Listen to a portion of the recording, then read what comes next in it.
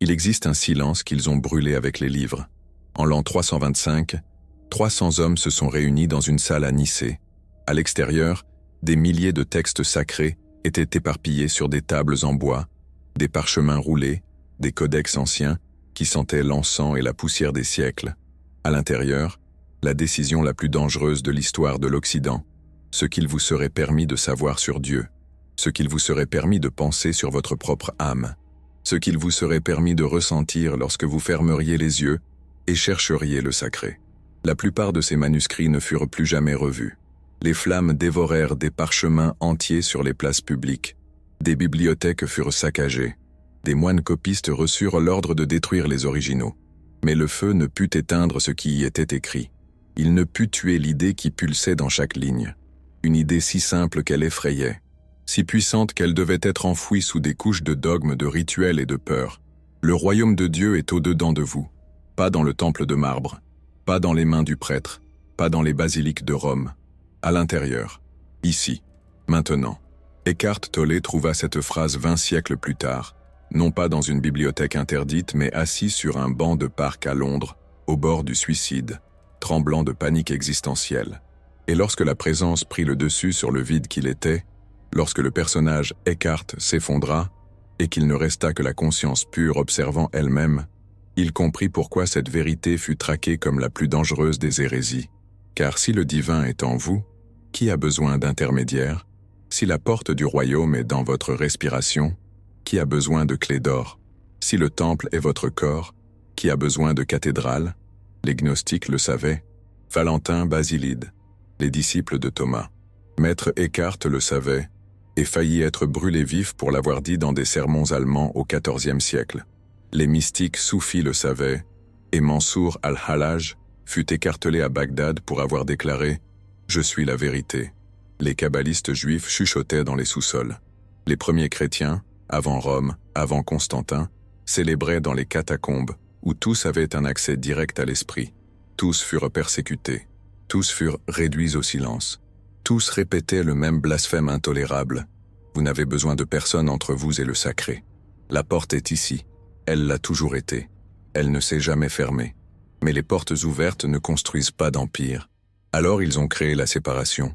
Ils ont créé le péché originel, cette blessure génétique impossible à guérir seule, l'idée que vous naissez brisé, taché, distant de Dieu dès le premier souffle, et qu'il n'y a qu'un seul chemin de retour, par eux, seulement par eux, par la confession, la pénitence, l'obéissance, la dîme, la soumission. Le silence intérieur est devenu un danger, le calme, un vide à remplir d'urgence par des prières apprises, des litanies, des rituels complexes, des hiérarchies intouchables. Ils ont transformé le chemin intérieur en une route extérieure, longue, pleine de péages, gardée par des portes qui ne s'ouvrent qu'avec une permission institutionnelle. Et vous avez payé. Nous avons tous payé. Pendant des siècles.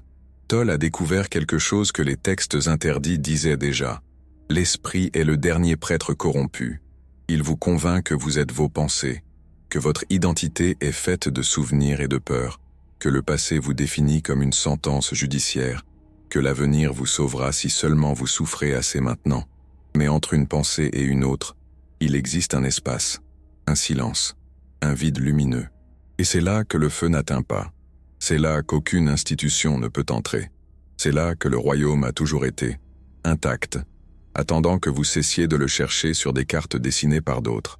Les textes de Nag Hammadi, découverts en 1945 par un paysan égyptien creusant près d'une grotte, enroulés dans des jarres d'argile rouge, cachés pendant 1600 ans dans le désert, enterrés lorsque la persécution est arrivée, protégés du feu. À l'intérieur, l'évangile de Thomas, l'évangile de Philippe, l'évangile de la vérité, des textes que l'Église primitive décida d'effacer de la mémoire collective. Et là, il est préservé dans l'argile, en langue copte. Le royaume est au-dedans de vous et autour de vous, non pas dans des bâtiments de bois et de pierre. Fendez un morceau de bois et je suis là. Soulevez une pierre et vous me trouverez. Quand vous vous connaîtrez, vous serez connus. Et vous vous rendrez compte que vous êtes les fils du Père vivant. Il n'y a pas de médiateur dans cette phrase. Il n'y a pas d'institution. Il n'y a pas de hiérarchie. Juste une présence directe. Une expérience non médiatisée. Le sacré comme rencontre intime, non comme croyance. Pourquoi cela a-t-il été interdit avec tant de violence? Pourquoi des hommes ont-ils été brûlés vifs pour avoir dit que Dieu était en eux? Pourquoi des bibliothèques entières sont-elles devenues cendres? Parce que la conscience éveillée n'obéit pas aveuglément. Elle ne paie pas la dîme à la peur. Elle ne s'agenouille pas devant le contrôle déguisé en salut. La véritable spiritualité n'a pas de pape, pas de temple d'or, pas de hiérarchie verticale où certains sont plus proches de Dieu que d'autres. Elle se produit dans l'instant présent, dans le corps présent, dans la respiration consciente, dans l'espace entre une pensée et la suivante. Et cela ne peut pas être vendu, ne peut pas être monopolisé, ne peut pas être utilisé pour construire le pouvoir. Toll a passé des années dans ce silence après la nuit sur le banc du parc. Des années sans travailler, sans identité sociale, sans comprendre ce qui lui était arrivé. Les gens le regardaient et voyaient un homme sans ambition, sans direction, assis dans les parcs observant les arbres pendant des heures. Mais à l'intérieur, une révolution silencieuse. La mort de tout ce qu'il pensait être, jusqu'à ce qu'il réalise, ce qui est mort cette nuit-là, ce n'était pas lui, c'était l'idée de lui, le personnage construit au fil de 30 ans. Larry Cart qui avait des problèmes, des traumatismes, des souvenirs, des attentes, l'ego qui croyait être le centre d'une histoire dramatique appelée « Ma vie ». Et qu'est-ce qui est resté lorsque le personnage s'est effondré? La présence, la conscience pure, le témoin silencieux, ce que les textes interdits appelaient « la lumière intérieure », ce que Jésus appelait « le royaume », ce que Paul a essayé de traduire par « Christ en vous », ce que les gnostiques appelaient « l'étincelle divine », ce que les bouddhistes reconnaissent comme la nature de Bouddha, et ce que Rome, Constantin, les conciles, les inquisitions ont appelé hérésie mortelle. Parce que vous ne pouvez pas contrôler celui qui est éveillé. Vous ne pouvez pas vendre la sécurité existentielle à celui qui a trouvé la paix dans le vide. Vous ne pouvez pas menacer de l'enfer celui qui a transcendé la peur. Vous ne pouvez pas promettre un paradis futur à celui qui vit dans l'éternel maintenant. La véritable conspiration n'était pas de cacher des textes, c'était de vous cacher à vous-même, vous convaincre que le divin est quelque chose de distant, quelque chose qui exige des années de sacrifice, une pureté impossible, des rituels spécifiques, des intermédiaires autorisés. Vous faire croire que l'illumination est une montagne lointaine, accessible uniquement aux saints officiellement canonisés. Mais Toll, lisant ces évangiles interdits des années après son illumination accidentelle, reconnut sa propre expérience, et il dit le contraire de ce que prêchent les structures de pouvoir spirituel.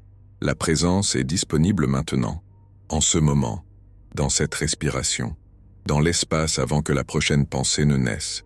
Vous êtes à une seconde de distance de tout ce qu'ils ont brûlé. Vous n'avez pas besoin d'initiation, vous n'avez pas besoin de permission, vous n'avez pas besoin d'années d'études ésotériques, vous avez juste besoin de vous arrêter. L'évangile de Thomas dit « Si vous faites sortir ce qui est en vous, ce que vous ferez sortir vous sauvera. Si vous ne faites pas sortir ce qui est en vous, ce que vous ne ferez pas sortir vous détruira. » Ce n'est pas une vague poésie mystique, c'est une instruction précise.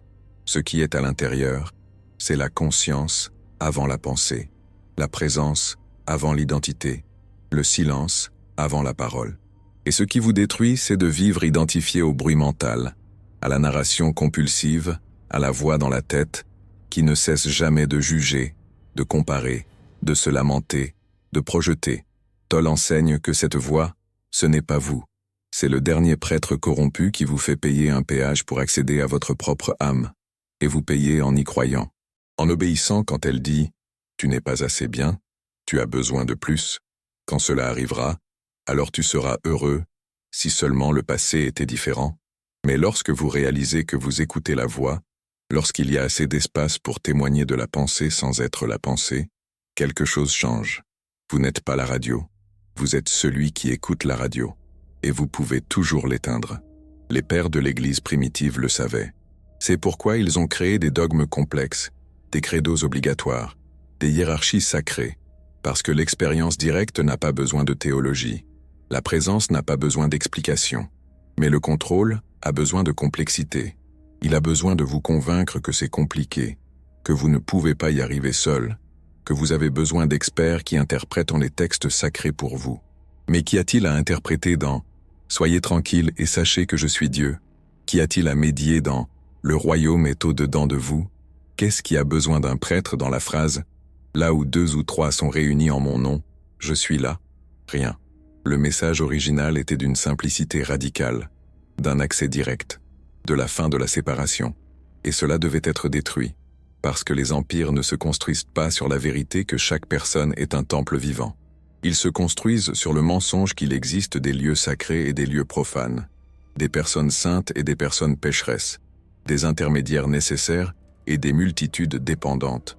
Tolle raconte qu'après sa transformation, lorsqu'il a commencé à parler publiquement, des gens venaient à lui cherchant un nouveau système de croyance, un nouveau gourou, une nouvelle autorité extérieure, et il répondait toujours de la même manière. Ne croyez rien de ce que je dis. Testez. Observez. Voyez par vous-même. Ceci est l'opposé de toute structure religieuse de contrôle. Toute religion institutionnelle dit « Croyez, ayez foi, obéissez. Le doute est péché. » Mais la spiritualité des textes interdits disait « Expérimentez, connaissez, soyez. Le doute est le chemin. » Les gnostiques étaient appelés ainsi à cause du mot grec « gnosis », qui signifie connaissance directe, pas croyance, pas foi aveugle, connaissance intime, expérientielle, du divin. Ils disaient que Jésus n'était pas venu pour être adoré mais pour montrer le chemin que chacun peut parcourir. Il était un exemple, pas une exception, et c'était intolérable. Car si Jésus n'était que le premier réveillé, qu'est-ce qui vous empêche d'être le deuxième, le millionième? Et si tout le monde s'éveille, qui va remplir les églises? Qui va payer pour le salut? Qui va obéir aux lois morales imposées d'en haut? Alors Jésus est devenu unique, spécial, fils unique. Vous pouvez essayer de l'imiter mais jamais l'atteindre. Vous pouvez l'adorer mais jamais être comme lui. La distance a été rétablie, la séparation reconstruite, l'abîme creusé à nouveau entre l'humain et le divin, et vous avez recommencé à avoir besoin du pont, de l'Église, des sacrements, de la hiérarchie. Tolle a lu aussi les manuscrits de la Mer Morte, découverts en 1947 à Qumran, texte de la communauté essénienne, groupe juif dissident qui vivait dans le désert pratiquant le silence, la méditation, la communion directe avec le sacré. Certains chercheurs croient que Jésus a passé du temps avec eux, qu'il a appris là les pratiques de présence qu'il a ensuite enseignées. Et que pratiquaient les Esséniens? Le silence, le jeûne, non comme sacrifice, mais comme nettoyage des distractions, la communauté sans hiérarchie, le partage des biens, et l'accès direct à ce qu'ils appelaient l'esprit de vérité à l'intérieur de chaque membre. Rien de tout cela n'a survécu dans la structure qui est devenue le christianisme officiel. La simplicité est devenue une liturgie complexe. Le silence est devenu un sermon. La communauté horizontale est devenue une pyramide verticale. Et l'accès direct est devenu un crime puni de mort. Mais il y a quelque chose d'encore plus profond enterré dans cette histoire. Quelque chose que Tolle a découvert en étudiant non seulement ce qui a été interdit, mais pourquoi cela a été interdit de cette manière spécifique. Et cela a à voir avec le pouvoir. Non pas le pouvoir spirituel, le pouvoir politique, le pouvoir économique, le pouvoir sur les corps, les esprits, les territoires. Constantin ne s'est pas converti parce qu'il a eu une vision mystique. Il s'est converti parce qu'il avait besoin d'unifier un empire fragmenté. Et pour unifier, il avait besoin d'une religion unique, avec une doctrine unique, avec une hiérarchie unique. Les chrétiens étaient parfaits. Ils avaient déjà une structure organisationnelle. Ils avaient déjà une autorité centralisée, émergente. Ils avaient déjà l'habitude d'obéir aux évêques. Mais il y avait un problème. Différents groupes chrétiens croyaient en des choses différentes. Les gnostiques disaient que le salut était la connaissance intérieure. Les ariens disaient que Jésus était un humain qui avait atteint la divinité. Les marcionites rejetaient l'Ancien Testament entier. Les ébionites suivaient les lois juives. Chaque groupe avait ses textes, ses rituels, ses interprétations. Constantin ne pouvait pas gouverner un empire avec 50 versions du christianisme. Il en avait besoin d'une. Il convoqua donc le concile de Nicée. 300 évêques voyagèrent de toutes les parties de l'empire. Et là, sous la pression politique directe de l'empereur, ils décidèrent ce qui était chrétien et ce qui était hérésie. Non par révélation divine, par vote, par politique, par commodité impériale. Et tout ce qui ne cadrait pas avec la version choisie devait disparaître. Les textes furent brûlés, les disciples exilés ou tués, les pratiques criminalisée, et en quelques générations, la mémoire collective fut réécrite. L'histoire officielle racontée comme si cela avait toujours été ainsi, comme s'il n'y avait jamais eu d'autre façon d'être chrétien, une autre façon de chercher le divin.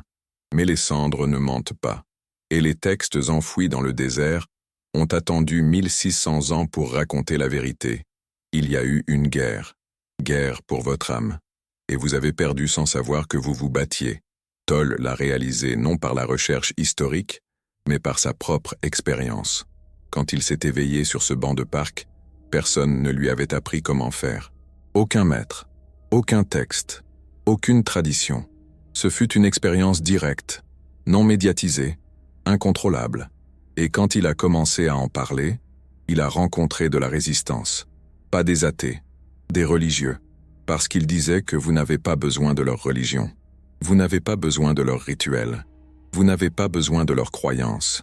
Vous avez juste besoin de vous éveiller à ce qui est déjà là. Et c'est une menace existentielle pour toute structure qui se nourrit de vous maintenir endormi. Dans l'évangile de Philippe, un autre texte de Nag Hammadi, il est écrit « Ceux qui disent qu'ils vont d'abord mourir et ensuite ressusciter se trompent. S'ils ne reçoivent pas d'abord la résurrection pendant qu'ils vivent, ils ne recevront rien quand ils mourront. La résurrection n'est pas un événement futur, c'est l'éveil présent. C'est mourir à l'ego maintenant. C'est renaître dans la conscience maintenant. C'est sortir de la tombe des pensées compulsives maintenant. Pas après la mort physique. Maintenant. Dans cette vie. Dans ce corps. Dans cette respiration. Mais cela ne vend pas de place au ciel. Ne vend pas de sécurité après la mort. Ne vend pas l'obéissance en échange d'un salut futur. Il a donc fallu l'effacer. Remplacé par la promesse d'une résurrection future, conditionnelle, dépendant de votre bon comportement selon des règles imposées par des hommes qui disent parler au nom de Dieu. Toll en rit, non avec amertume, avec compassion, parce qu'il reconnaît la peur derrière le contrôle. La peur humaine profonde, qu'il n'y ait peut-être personne aux commandes, que vous soyez peut-être seul dans l'univers, que vous ayez peut-être besoin de trouver un sens par vous-même, sans manuel, sans garantie, sans autorité extérieure qui vous dise que tout va bien. Et alors, vous créez l'autorité, vous construisez la hiérarchie, vous inventez les intermédiaires, parce qu'il est plus facile d'obéir que d'être libre, plus confortable de croire que de connaître, plus sûr de suivre que de s'éveiller. Mais le prix est votre âme, votre conscience, votre présence, votre vie vécue en première main, et non à travers des filtres imposés par des morts d'il y a 2000 ans. Les textes brûlés disaient quelque chose que Toll a redécouvert dans sa propre chair. Vous êtes le Christ. Non comme un blasphème, comme une vérité littérale. Christ n'est pas un nom propre. C'est un état de conscience. C'est l'éveil de l'étincelle divine qui est en tout être humain. Jésus a été appelé Christ parce qu'il s'est éveillé. Mais le Christ ne lui est pas exclusif. C'est la nature réelle de tout le monde. Paul a essayé de le dire. Christ en vous. L'espérance de la gloire. Pas Christ pour vous, Christ en vous. Mais l'Église a préféré la version extérieure. Elle a préféré Christ sur l'autel, Christ au ciel, Christ distant, médiatisé, contrôlé, Christ qui a besoin d'un prêtre pour s'approcher de vous.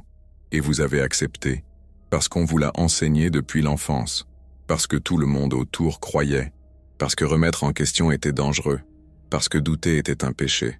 Parce que penser par vous-même était de l'orgueil. Mais Toll demande, qui profite de ce que vous ne pensiez pas? Qui tire profit de votre obéissance? Qui gagne du pouvoir sur vous lorsque vous croyez que vous êtes brisé, pécheur, incapable d'accéder au divin seul?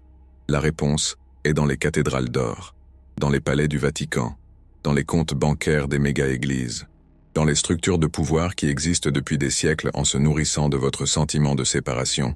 Mais lorsque vous vous éveillez, lorsque vous reconnaissez la présence qui a toujours été là, le jeu est terminé.